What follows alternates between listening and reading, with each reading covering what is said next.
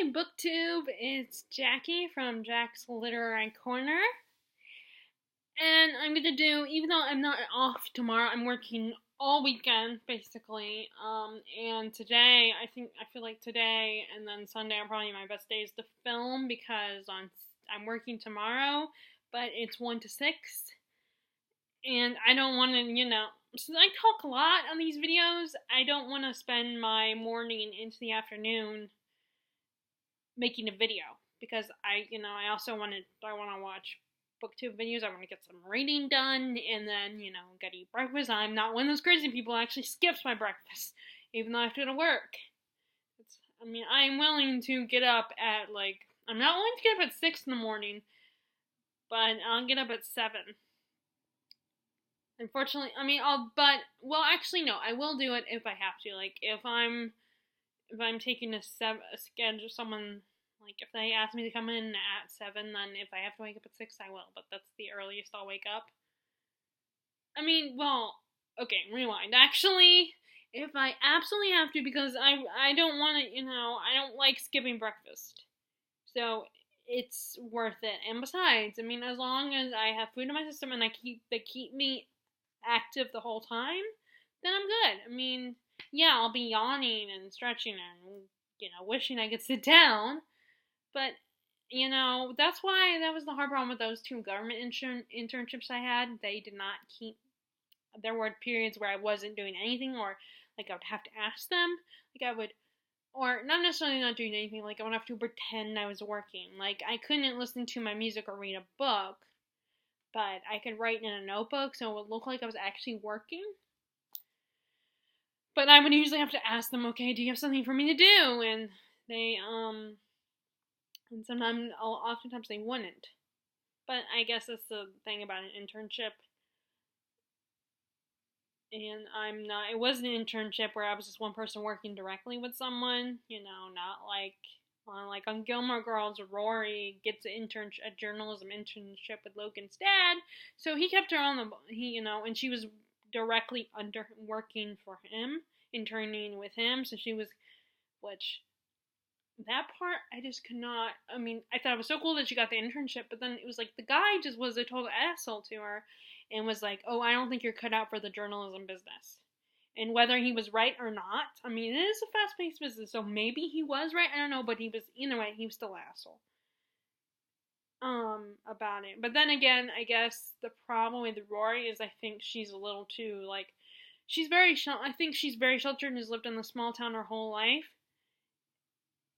And maybe Logan's dad got. And I say this because I don't know if there will be some fans of Gilmore Girls who will get mad at me for saying this, but maybe in a way he was doing her a favor.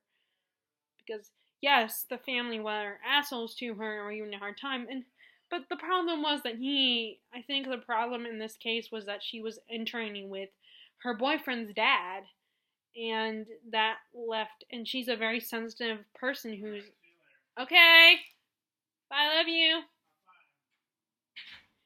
And she's a sensitive girl, and she's used to a sheltered life with just her and her mom living in a small town.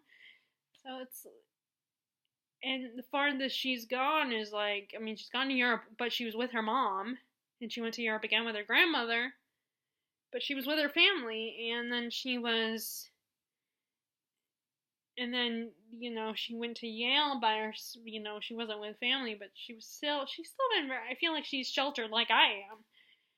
So it's like, she has, I think she does have to toughen up to an extent. But I think the problem was there was a little bit of a conflict of interest in the situation. And, dating the boss's son and everything, and just who Rory is as a person, it was a little bit of a messy situation, and, people were going to get hurt and get mad, and people were having biased opinions, and it's just, maybe the way his dad treated her was unfair, but two, if you really think about it, how do you know, maybe in the real world, even if he wasn't her boyfriend's dad, what if he was still the guy might still be an asshole to her. about it. Like, he was being brutally honest, and a lot of times we do hate brutally honest, but sometimes we need to hear it. Unfortunately, it set her spiraling down a very not so good path. So, and I feel like people, and I think like my friend, I like Rory, but on the other hand though, I can see like my friend Nicole, who I actually hardly talk to anymore. I feel like what really connected us was Once Upon a Time, which was kind of sad because at least Harry and I are still, we're besties now. But anyway, it's a whole nother topic. But I think she and other people have made a point that Rory is a bit of a special snowflake on the show. But anyway, I have no idea why I got into Gilmore Girls. Oh yeah, I think I started talking about it because of the whole intern. Okay, so that's right, because I mentioned, my job, and then how I like that my job, I'm always working, I'm always doing something. But with the 2 government internships I had, I wasn't doing a lot of stuff, so, because I got it was too easy for me to end up, relaxing. And it's, even if you drink coffee, I feel like it's not going to be enough. Unless you drink like a whole gallon of coffee that's heavily caffeinated, then that's probably not that great for you. And that could basically put you in a coma, probably. Okay, so enough with me talking about other stuff. Let's talk about what's going on in my reading. So I finally, this is kind of gonna be a wrap up, because I don't know if I'm probably gonna bring just a big tome with me on this cruise. I might bring another smaller book. So I keep thinking about the books that I've just bought and the books I've neglected, and how I barely read any horror or any sci-fi. So I'm like, oh, I should bring one of my horror or sci-fi books with me. See, that's the problem, is I have too much time to think about it. So it's like when the time comes, I end up with 2 or 3 books, which is unnecessary. I keep thinking, oh, I want to bring 2 books, and I keep going back and forth between bringing, I know I'm going to bring this one. And I was thinking, you know what, I really should just bring this one. But then, I get home and I'm looking at my shelf and thinking, oh, I should bring one of my Steve McCain books, and which is the one I've had the longest, and, which one won't take me as long. But then I'm thinking, well, this one, if I bring 2, I won't be able to focus on the one book that I probably need to focus on. And then there's like, oh, I just bought these books, and maybe I should read them and show that I'm reading them. Or, oh, my mom just got me Red Season to Red Skies, and I told her I wanted to read it now, and I've only read a little bit of it so far. So I'm thinking, oh, maybe I should bring that one so I can show her I'm reading it. But then, at the same time now, when it's something like that, I'm thinking, also my other more sensible part of my brain is like saying, it's not like she's gonna take it back. The worst that she was saying, I'm not going to buy you any more books off the internet, but then she doesn't either. But she still has done it though, and So and then there's classics, and part of me still wishes I could bring The Priory of the Orange Tree, but that's a junker of a book, and I'm trying to limit myself. And that's a hardback, it's not the paperback. The paperback hasn't come out yet,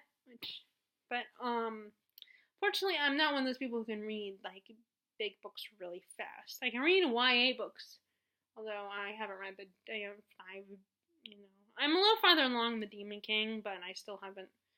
It's been slow going. It's not that it's a bad book, it's just, I'm not completely 100% focused on it, and I really should. I don't know why this particular book I haven't been completely focused on, although when I'm reading it, I'm into it. But I hate to admit, my mom kind of does have a point that because I read so many books at the same time, yeah, sometimes there's going to be books that are going to be, I'm not going to be as into until I actually pick them up and force myself to read it. And not forces of, no, I don't want to read this. Forces on, no, I'm not, there's some other shiny books that I'm more excited about in that moment. Not that I'm not eager to read the other one, it's just, so I end up there, but there's always one that outshines the others.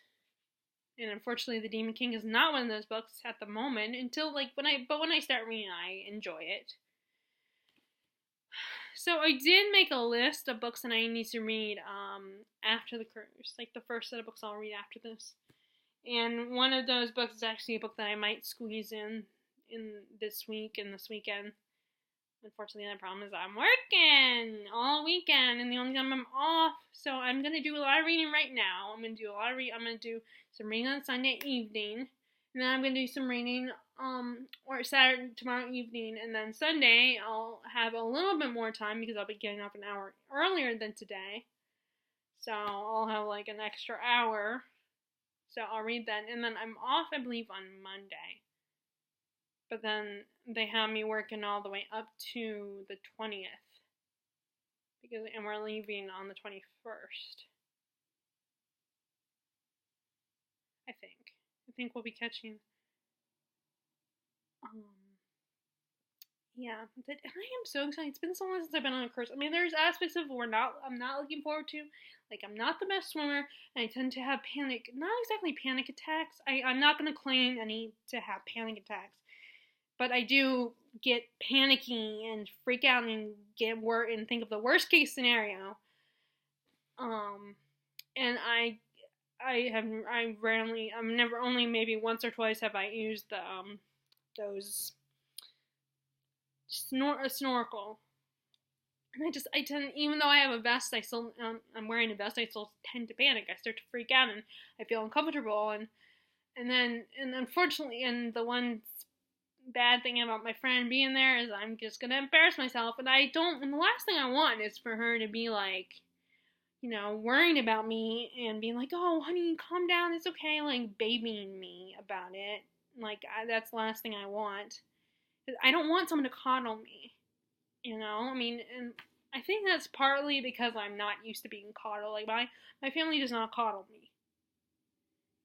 And I mean, maybe when I was a little, but I mean, my parents and my sister never coddle me. At least I don't think they do. I mean, I don't know if they think that, I don't know if my sister ever thinks that my mom coddles me a little bit, but sometimes I wonder if she does. If she does think my mom coddles me a little bit. But I'm a little nervous and then, we got some dysfunctional family issue. My dad's a bit of a dysfunctional family, so there would probably be some drama. And we recently had some sadness in the family. A relative had passed away. One that sadly I wasn't that close with, but my dad was very close with him, especially in the last several years. He got really close with him.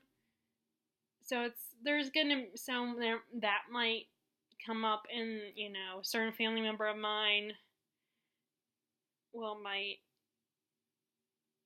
dwell, so I just hope my extended family never sees this video, because I'm not saying anyone specific family members. I mean, I might have in the past when talking about this cruise, but it's gonna be an interesting cruise, and hopefully. But I'm excited. I think my dad's, despite his family, I think he'll still have a good time, or at least hopefully, as since he's the only male family member left, he's gonna have to kind of be the man of the family, and he's the one, and he's the most patient person I know. He's surrounded by a lot of neurotic women, so I admire my dad very much, and it's amazing how patient he can be. I mean, like with me, my mom, my sister. Although I don't think he has to be as patient with my sister, because I mean, but in his own family, his own birth family, there's a little bit of it in there too. Well, more than a little bit, but you gotta give him some props. But I love my family. I love my, and I hope his siblings that have passed are at peace in heaven. I do believe in heaven. But anyway, back to. So yeah, so I feel like I should just bring this one, but then I keep thinking about other books, and I keep feeling like, oh, we should bring one of my sci-fi books or my horror books. But so far the two sci-fi books that I haven't really, I've read a little bit of it, but I need to read more. One of them is as big as this one, and then the other maybe even bigger than this one, and then the other one is the trade paperback version of it. So it's a big book, and I'm trying to stick with mass market paperbacks. Although there are some of the Stephen King ones that aren't that big, like Misery I just got for Christmas, and I think I got Pet Sematary. I don't know if that one I bought myself, but then I also keep thinking, oh, I shouldn't read those. I should read The Shining first, or It first, you know. So there's or The Stand, and The Stand is sci-fi, and you know, so many decisions, and I have too much time to think about it.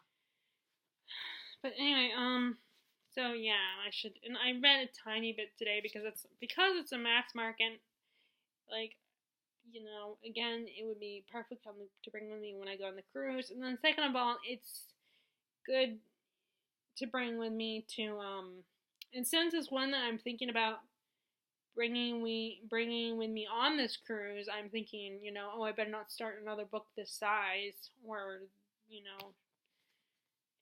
So I just started bringing this. I'm starting to bring this one with me to work.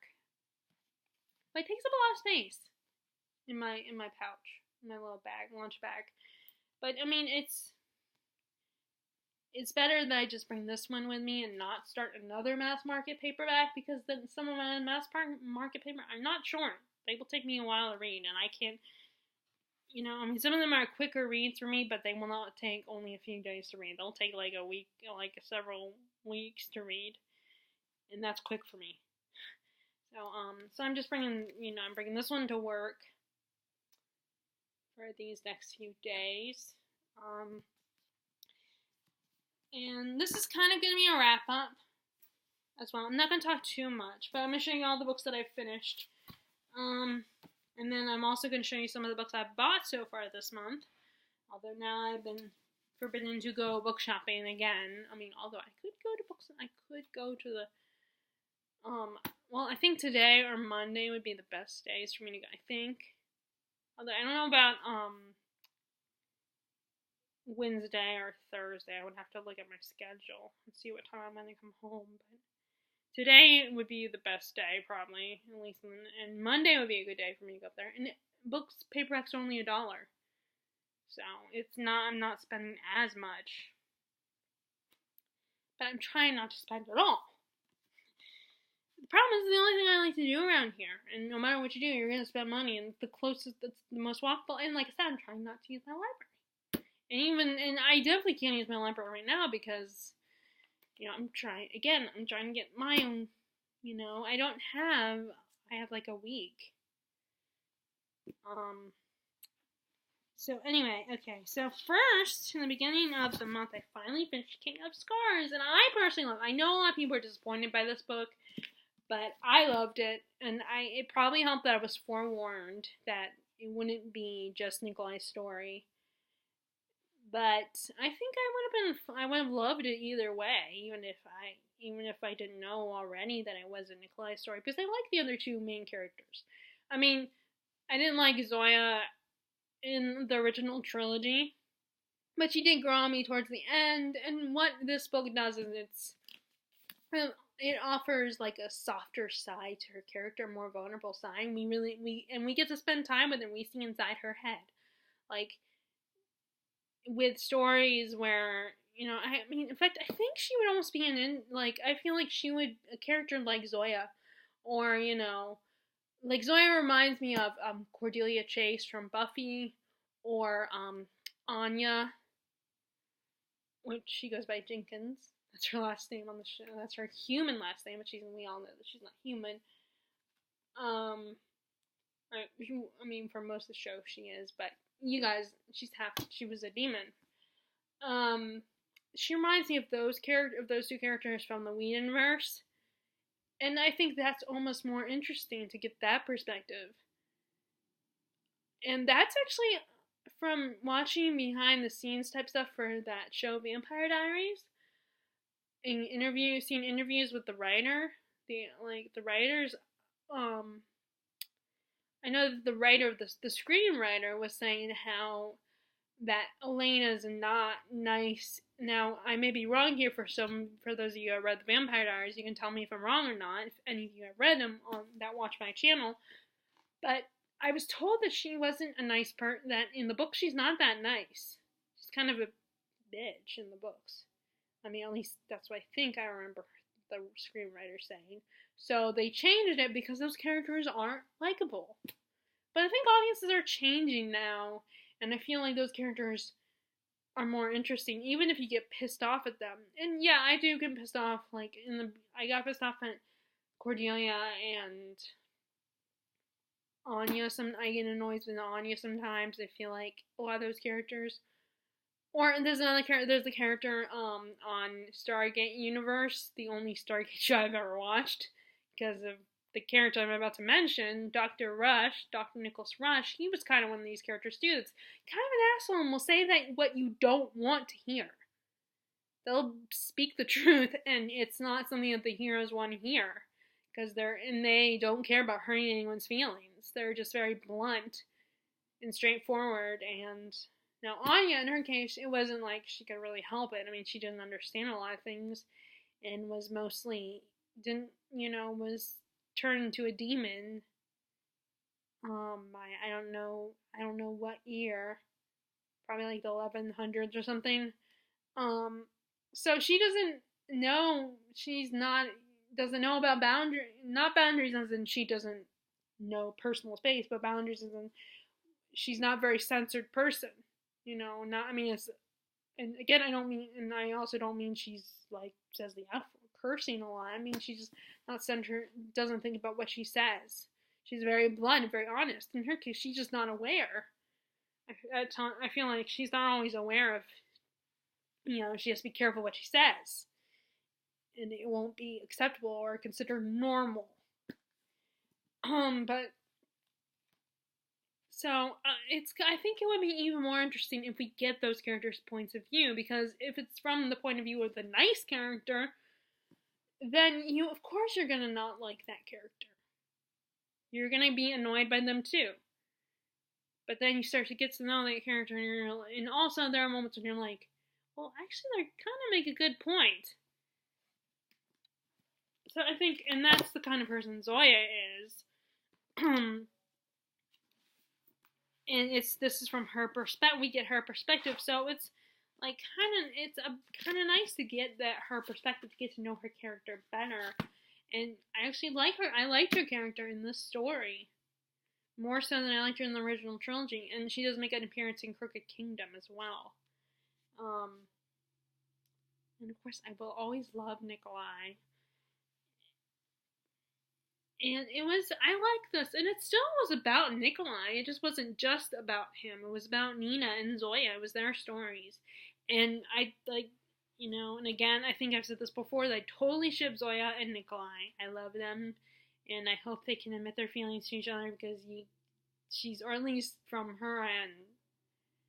Well, I know, from both of them, because he's a king, he has to marry someone who will be a good queen, someone who will be accepted.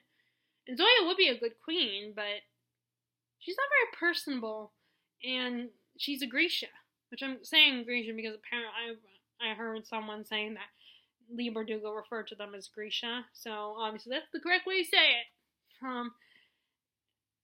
And so it's like she has to basically, play matchmaker for him while she's dealing with her own feelings that she's developing for them, and unfortunately, in that ending, they have bigger problems to worry about now.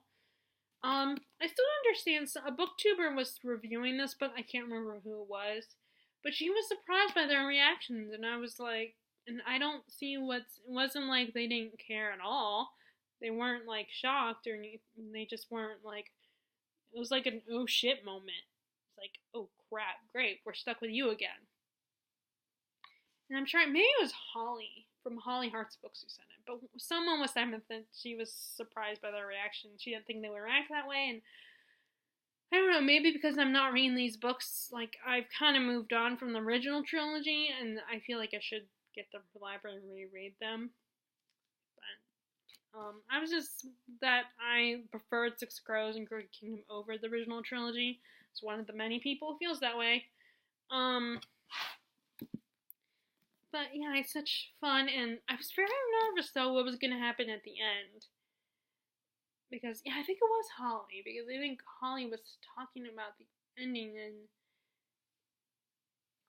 I was nervous about what was gonna happen to Nikolai at the end of this book. But luckily he's okay in the physical sense, and he's and mostly in a mentally he's okay. I mean, I think he's gonna, after what happened at the end, I think he's still gonna be, he's still gonna have some issues. But, I don't think they didn't feel that out of character to me. But, I mean, maybe I'm missing something. Like I said, it's been a long while since I've read the original trilogy.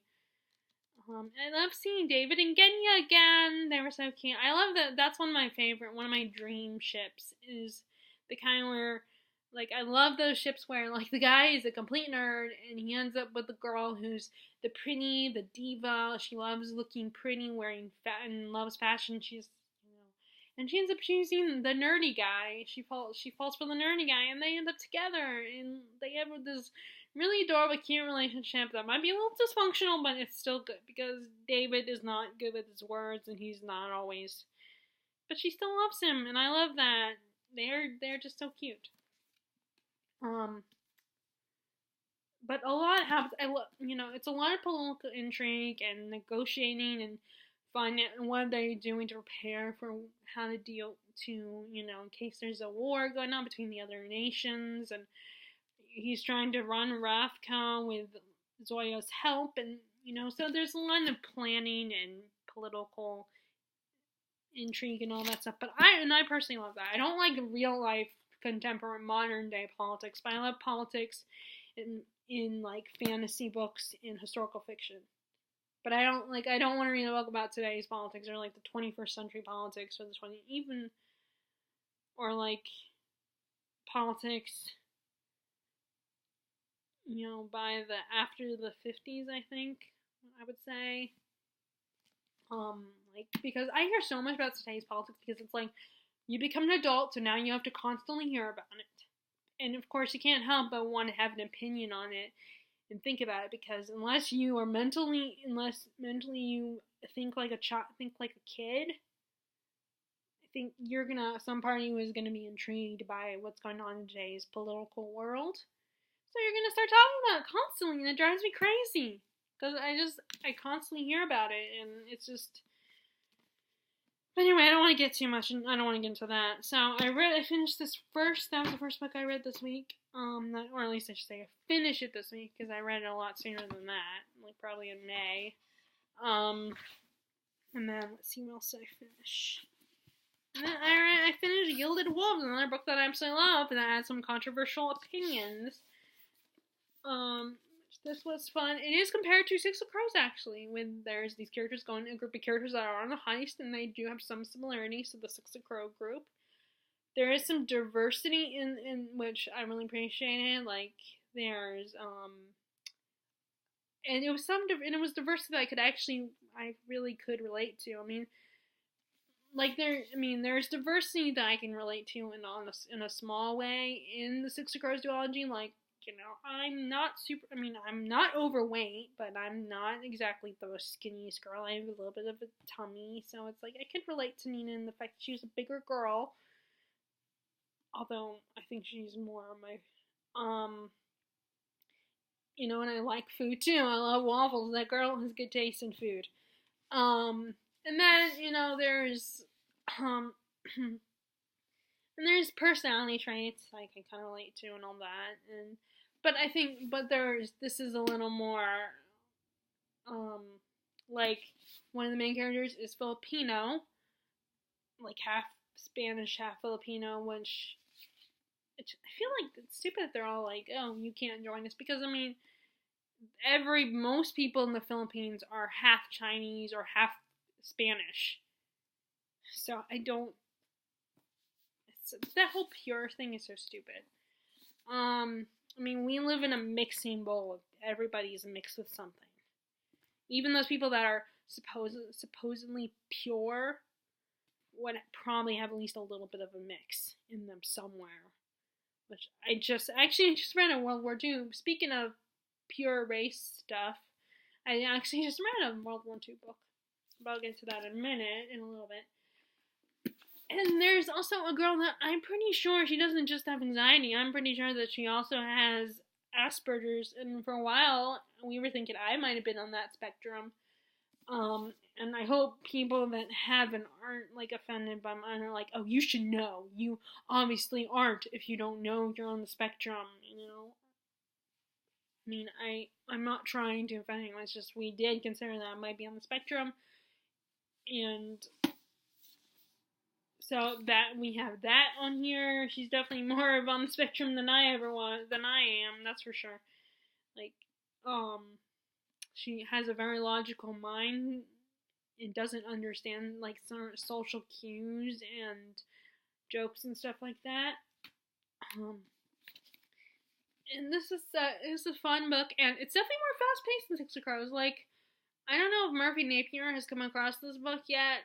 Maybe she has already read it, but I know that she read the Six of Crows duology. She enjoyed it, but I know she didn't love that it was slow in Six of Crows. The beginning was very slow. Well, this is a lot faster, Murphy, and so if you're interested and you haven't come across this and you liked the premise of Six Crows, then this is very similar to it, and it's a lot faster paced. But I liked it personally, and I think I gave it 5 stars on Goodreads, and I gave that King of Scars on 5 stars. Of course, I'm easy to please, so maybe I'm not the best judge. But I never saw anything that would make me give it a lower rate.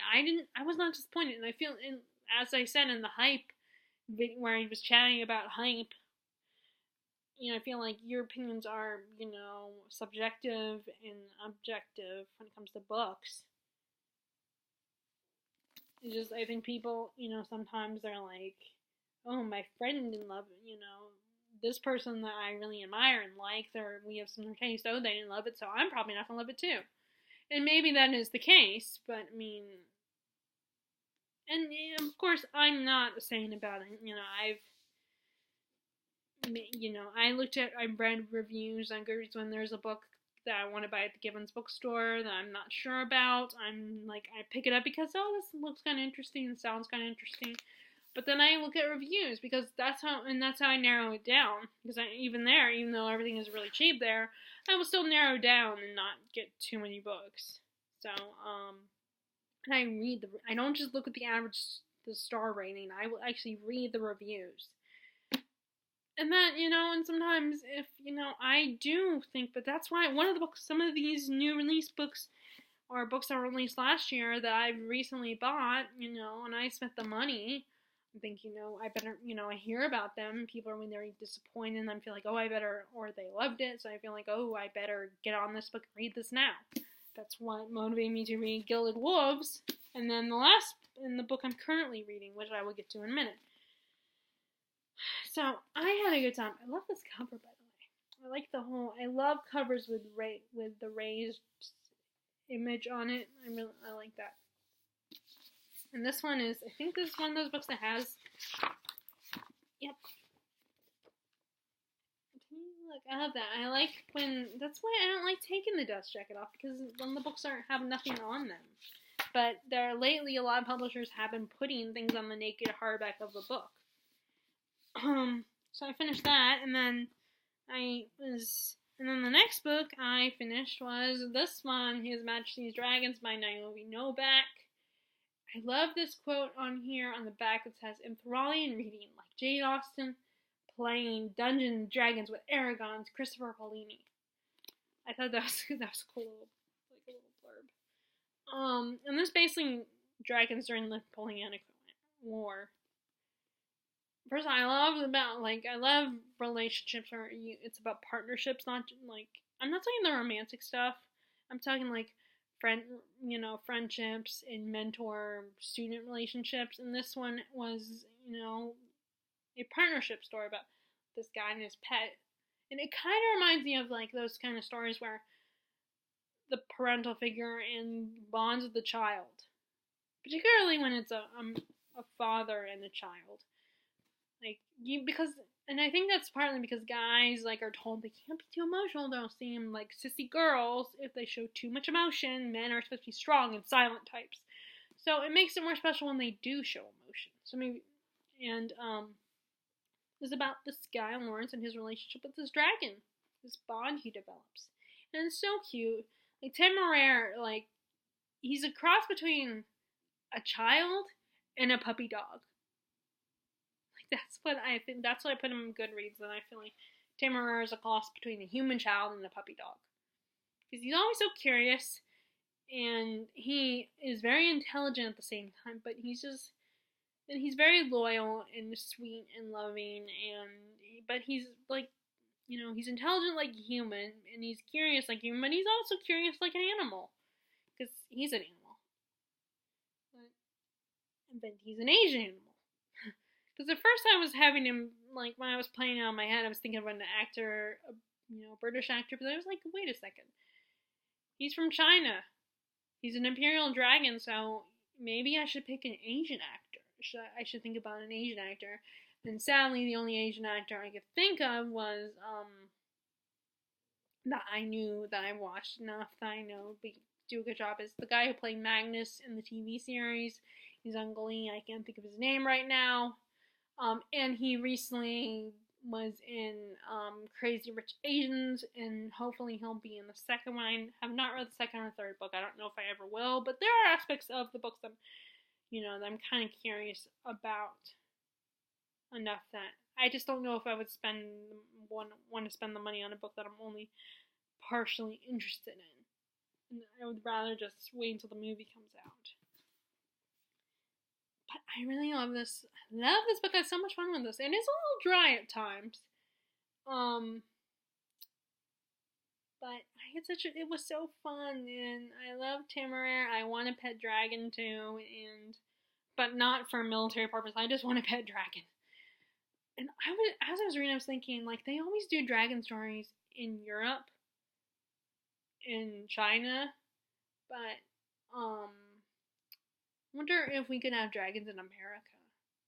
Like, and I was thinking, where would they be? Because they're big animals, so they need lots of space. So it would have to be like someplace like the Midwest or, California or somewhere. That's where the dragons would have to be. They couldn't we can't have dragons in New York. Maybe on the East Coast, but they couldn't be in the city. They have to be in rural areas. Like, you could have dragons in Maryland. There are areas in Maryland where enough space for a dragon, to live and hide and stuff. And then maybe even here, there's Kitty Hawk. There could be dragons in Kitty Hawk. I would love to write a book about that. I should write a book about that where, a dragons in America, but I don't know if it would either be historical fiction or urban fantasy or paranormal fantasy, or paranormal fiction. But I would love that too, a story with dragons in America. That would be I think that would be interesting, because they always do stuff in Europe and, in Asia and Africa and, all the other continents, but they don't have a lot of stuff like this in America. Well, and it's funny that, Stephen King blurbed it. He's terrifically entertaining. And he did write a book that is I don't know if it's really about dragons or not, but The Eyes of the Dragon. Yes, you're probably thinking, well, it has dragon in the title, so it's obviously about dragons. So, but yeah, I ended up finishing this before I finished The Lost Queen, actually. But yeah, like I said, it's a little dry at times, but it's still such a fun little story. And then the other one I finished after that one is The Lost Queen. So everyone knows the story of Merlin. Well, this is about his sister, the mysterious sister that was a powerful queen. Langoreth, if I'm saying it correctly. She was, and in the story, she had always, ever since she was a little girl, she always wanted to be a wisdom keeper, which are basically the Druids.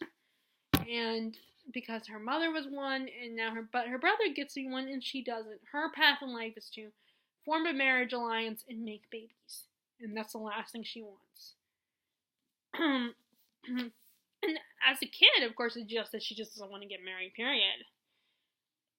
And she wants to, her top priority is being a wisdom keeper. But of course, as she gets older and begins to be attracted to boys, liking boys, there's a warrior, a knight that she meets, and falls in love with. But he's not.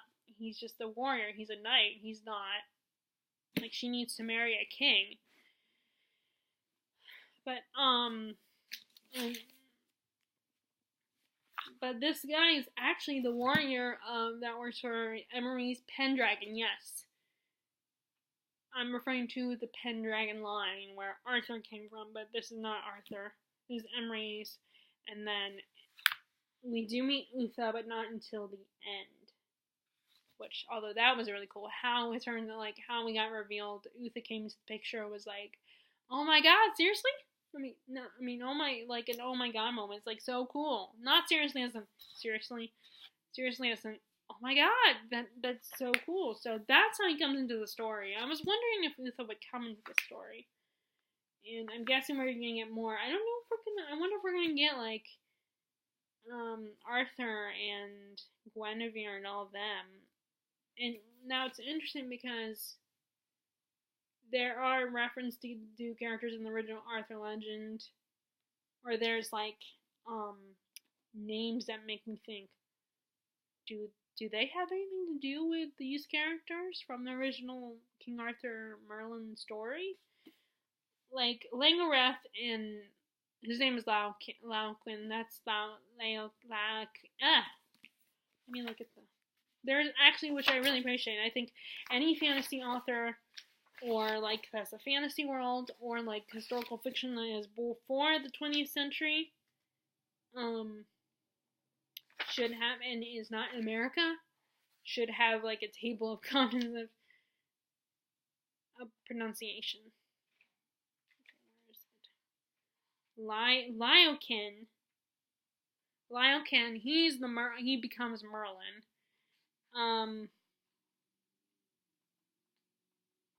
Ian Hara. Cayenne. Okay. Elithad. I really should have looked at this before I. But anyway.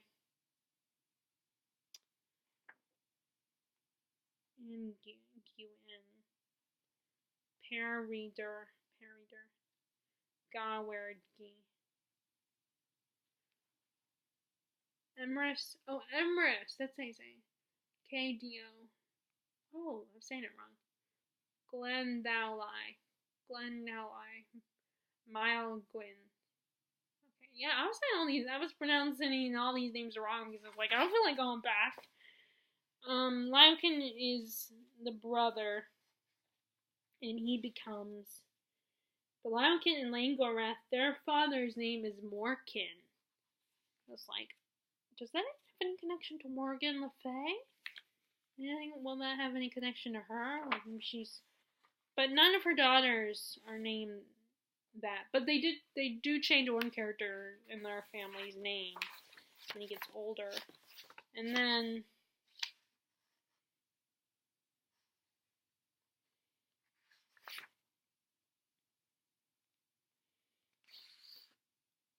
Ruth Therick. Okay, so yeah.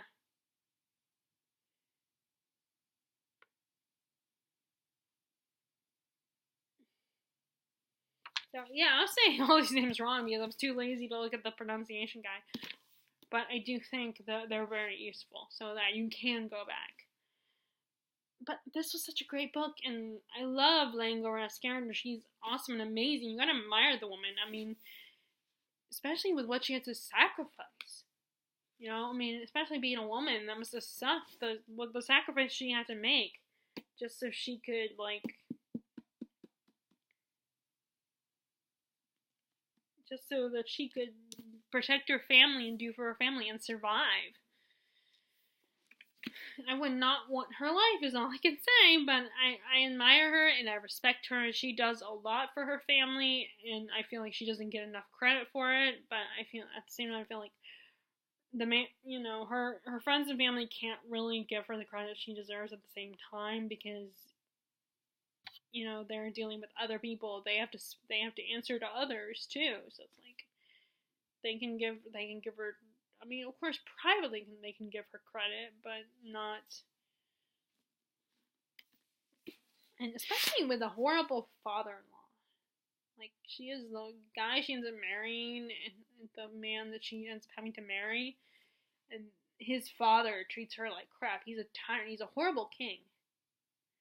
And then, so she has to deal with that, and she has, like, very little choice, but she makes do with the choices that she has. Because Cathan tells her tutor, the wisdom keeper who was her and her brother's tutor, tells her, I think it's him, or, it might have been, Arain, or, I'm just gonna say it, Arain, the female wisdom keeper tells her, actually, yeah, I think it's the woman who tells her that we may not have much of, it may not be a good choice, but we do have a choice. Or something along those lines. Actually, I'm thinking more, that's actually exactly what Buffy says on Buffy the Vampire Slayer, the episode Lie to Me. Like, in the episode, her old friend from her old school shows up, and it turns out he has cancer, and he decides, oh, I want to be a vampire. Because, of course, you get to live forever. You're eternally young and beautiful, even though a demon sets shop in your body. But, yeah, that's what she ends up telling him. He's all like, he tells her and makes her expects her to feel bad for him. He, like, and, realize it was a self-righteous tirade. She went on about telling him that his idea of turning into a vampire is stupid. But, of course, she still thinks it's stupid, but she does feel bad for him. And, he's like, and she's trying to, and he's bringing some others down with him because they all think vampires are amazing and wonderful, and she approached, and he's like, they may not have a choice, but I don't have any choice at all. And she's like, it's a crappy choice, it's a shitty choice, but you still have a choice. Okay, but anyway, yeah, and I really, I actually kind of like, and maybe I kind of like the other guy that she ends up marrying over the guy she falls in love with. Okay, yeah, I probably shouldn't tell you that because I basically just spoiled it for you, but anyway, yeah, I kind of like that guy a little bit better than the other guy. And I almost feel like it's because we don't get a lot of their romance. We can get only a couple scenes, but her and, Langoreth's relationship with the other guy, the guy becomes her husband. Let me see. Let me look at the pronunciation guide again, because I should have been doing that in the first place.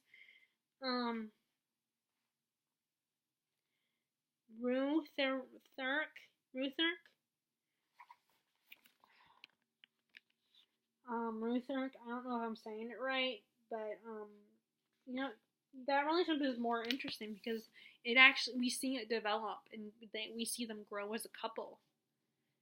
And with the other one, like, actually a reviewer said it felt very insta-lovey on Goodreads, but then, of course, I was thinking about what my dad said about when I was critiquing, from Les Mis, Marius, and Cosette, and how their love felt very insta-lovey. It was kind of a similar situation to this, and he said, well, considering the time period, they were in the middle of basically a revolution, and people in that time period, there wasn't good hygiene, people died, like, 50 was considered old, and, so I was like, yeah, in another historical, in the musical version of Phantom of the Opera, Patrick Wilson, I think he's the guy who plays Roland, I think he was saying when you find love, you grab onto it because people died really early during that time period. So I feel like it's the same thing here. It's like, especially, they are in the middle of a war, so I feel like you can't really be like, oh, it was so insta-love. It's like, well, considering the situation, I mean, maybe realistically they didn't really know each other enough to really be in love, but it's what they felt. And they were in the middle of a war, and they barely saw each other, and yeah, he, maybe, and he chose not to write to her because he thought he was doing her a favor by not writing to her. And so it's like, you can't really get mad at be like, oh, it was so insta-love, because it's like, of course it was insta-love. they live in a time where people die really young and they were in the middle of a war. So it's like, they grab onto love whenever they can, and they had this connection. So it's like, and she was probably, and I think subconsciously they were both probably thinking, this is our only chance, so I'm gonna really feel it. Because I might never not get a chance to really get to know them. So they didn't have time to really go on dates and talk and get to know each other and stuff like that. I mean, they did have a little bit, but not a lot. So it's like, so of course, everyone, I feel like back in the Middle Ages and the Renaissance and, 1700s and all that, I feel like people were like living in the moment. And maybe by today's standards, it'd be like, they didn't really love each other. They barely knew each other. So you can't really get mad at a book and be like, that's insta love. Or, I feel like it's a bit of an unfair critique. And then, so that was that book. And then, I hope this uploads. And then I finished up yesterday, I also finished The Last Time I Saw Paris, which is a World War II about an American woman who she was running away from a past when she was living in the country, and I can't remember why she ran away from home, but I think her family was kind of abusive or something happened to her. Or like her father might have been abusive or something, but she runs away from home and goes to New York and lives a life as a socialite, marries this guy for like convenience, and it's during, like I said, it's during World War II, so he's interacting with her husband.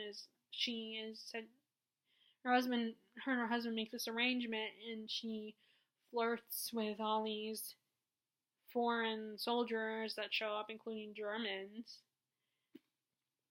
But then eventually her past comes back to haunt her, and she decides to run again. And she, having heard about Paris and how beautiful and wonderful it is from one of her many flirts, Laurent, she decides to go see him because he did invite her. He extended an invitation for her to come stay with him in France. So she comes. Unfortunately, it was a bad timing because it's during the German invasion, the German occupation of France. And she ends up losing her papers and has to do whatever she can to live off. She gets a job in a flower shop with a woman who takes pity on her, and then she runs into Laurent, who who does invite her to invites her to stay, and she meets some people, and they see that she actually is pretty smart, and maybe she will be a good spy for them. So she ends up being a spy. And it's not something she asked for. She basically puts her life in a lot of danger. And on the one hand, I'm thinking, no, you have to help these people. You can't just abandon them. This, you may be safe in America, but how long before it comes to America, this war, you can't ignore it. But then on the other hand, I'm seeing her, why she's a little freaked out, is at first she's reluctant to do this. It's like, okay, I only did this. I only agreed to this so I could get papers. And now she doesn't want to do it anymore because it means her life is constantly in danger. She could die. And then, of course, she finds romance with this British guy, Thomas Gray. I like all the characters. I can see where she would probably be one of those characters that would annoy people, or at least frustrate them. But I mean, it means that it shows that she's well written, she's human. And I feel like, considering that it's a very fast paced, everyone's always in danger kind of novel, I feel like we didn't get to know all the characters. We got to know some of them. We spent some time with the German guys that you're not supposed to like.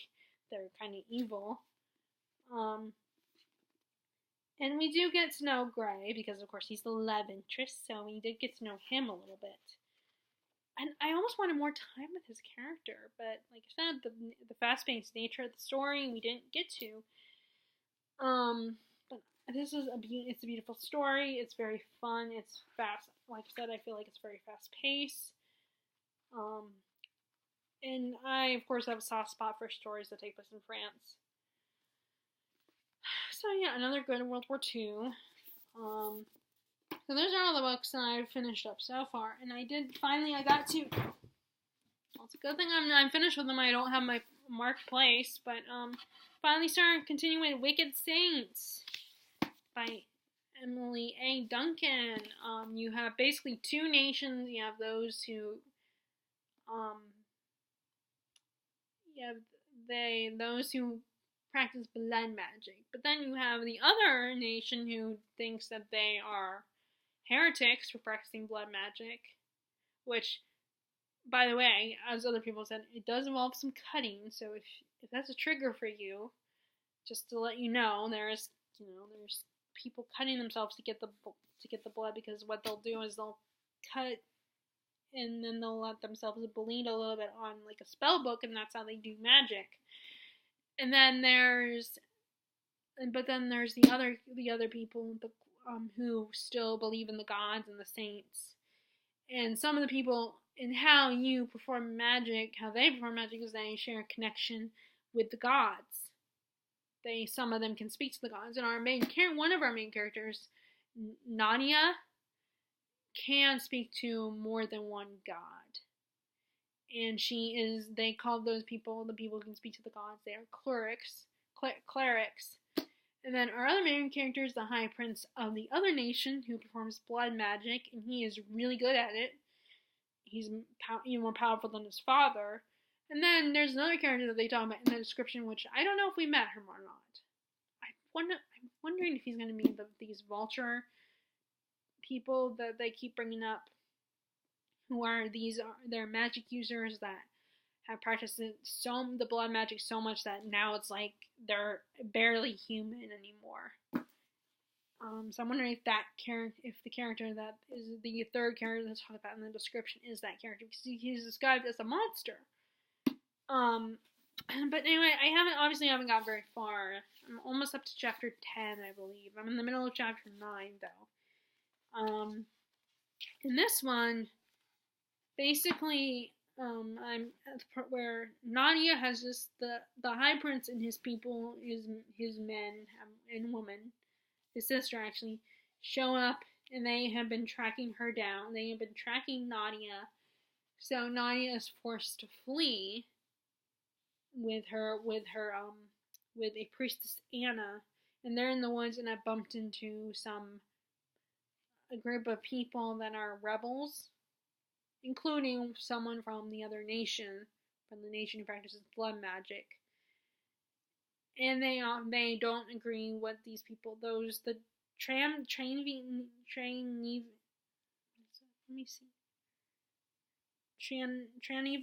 I can't pronounce them. This is another book that needs a pronunciation guide. Because it is like the Grisha trilogy, the Grisha verse, it is Russian inspired too. So she does not. Oh, Tranavian. I don't know. Like everybody else, I don't know how to say it. So he's from there, and she doesn't really trust him, but she doesn't have much of a choice. And they even proposition her to they're like, maybe we should just kill the king of the other kingdom of Tranvian. And of course, she's like, I don't think I can do that. So they're basically traveling, and the High Prince, Serafin, has been called back by his father to come home, because he needs to find a wife, a consort, which is always the royal people always have to find a spouse, which I guess, yeah, it's kind of, you want an heir if you die, and you want someone to carry on your legacy, but that's always part of the conflict, which I would probably do that too, if I wrote a story. I mean, I might even do that, but yeah, I know that's always I'm currently reading one of the other bigger books I'm currently reading prior to the Orange Tree. Sabrin has to get a consort too. She's being told that she needs to get a consort soon, and the last part when she finally married the guy and they did the deed. They had sex. So that to make sure that she produced an heir so that they could carry on the line, because they believe that her line is what protects them from the dragons or the worms. Wyrims, I don't know how to say it, because once I remember hearing it pronounced worms, I've always pronounced it that, but then other people have, like other reviewers of the Priory of the Orange Tree have pronounced it Wyrims, or something like that. So it's like, okay, I don't know the correct pronunciation. So, I mean, that's why one of the appeals of audiobooks. It's just audiobooks are expensive, and the only time I listen to them is if I'm hanging out in my room or when we travel to, visit family and stuff. Go on vacation. So, I'm on chapter 9. There's only 36 chapters, so if I do focus on it, I should probably read right after I finish filming this video. But anyway. But at the same time, there's also, right now might be the best time to film, to watch. There's some Charmed episodes that I recorded that are some of my favorites. So I should probably watch those as well, because this is, unfortunately, when you record something, if you record it, physically record it downstairs, you have to, it will only record downstairs. I would have had to record it up here, and I totally forgot about that, so. And this is the chance when my dad is gone, so it's my chance to watch it, so there's that. And I want to watch it, get it out of the way.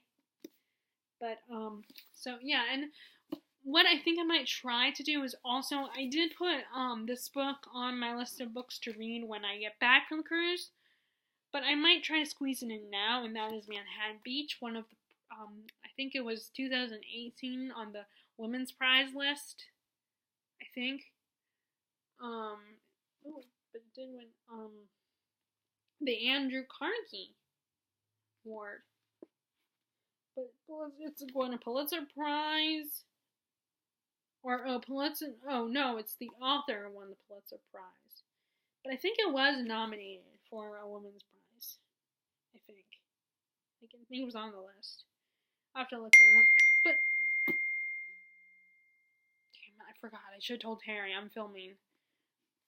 I don't know how long, because obviously, like I said, although it uploaded when it was even at this point, so the last video I did that was this long. I hope you guys are never bored with me talking, because I know I'm not the most exciting person. And no, don't worry, I'm not asking for pity or anything, I'm just being honest. I know. I forgot I should have told Terry that I was filming. But anyway, I'm going to try to squeeze this in as well. And what I want to do is I want to try to read some of those, at least try to dip my toe, get a little farther in Priory of the Orange Tree and War and Peace. So, anyway, okay, so I'm going to talk about books that I bought recently, but you know what, I probably should just film another video where I talk about the books a little book haul video. Or maybe I shouldn't even do it at all, I don't know. But, this is the one, well, I had a pretty good amount here. So, I could do a little book haul. Some of these books I've already talked about a little bit, like I mentioned. But anyway, so I might film one real quick, just to. But anyway, so that's what's going on with me and my current reading. Like I said, I'm gonna try to get those 2 books in before next Friday. I'm trying to finish them. Like I said, I want to read a little bit of Priory of the Orange Tree, a little bit more, and, oh no, you don't, you're staying here. Some of these bookmarks, they fall out too. Not only do the tassels fall apart, but sometimes the bookmarks fall out. But what's great about Goodreads is you update what page you're on in the book when you finish reading. So, so yeah, so I'm gonna try to get those 2 done. Like I said, those other 2 books I just mentioned, Priory of the Orange Tree and War and Peace, I'm gonna down those a little bit. I want to progress a little bit farther. Although War and Peace is a book that I thought about bringing with me. Like I said, I feel like I should just bring Way of Kings and only that one. But then again, I keep thinking about all the other books that I need to read and think, okay, I want to bring at least one other book. And oh my god, Terry, don't message me again. Please tell me that's just the fact that my device is just because, I mean, I've complained about this before, that because I have all Apple devices and I get texts on my iTouch. So if I get texts, then my iTouch, a half a second later, I'll hear the ding from my iTouch, and then I'll get the ding on my computer. So it's just incredibly annoying. And it's not other people's fault. It's not Terry's fault, because I should have told her I was filming. But it annoys me. So anyway, if you guys like this video, be sure to give a thumbs up and click subscribe if you have not, and if you want, you can click the bell icon below to get notified when I post new videos. And as always, I would love to know what you're reading, and I hope you are enjoying your reading. And I will talk to you all later. Alright, bye!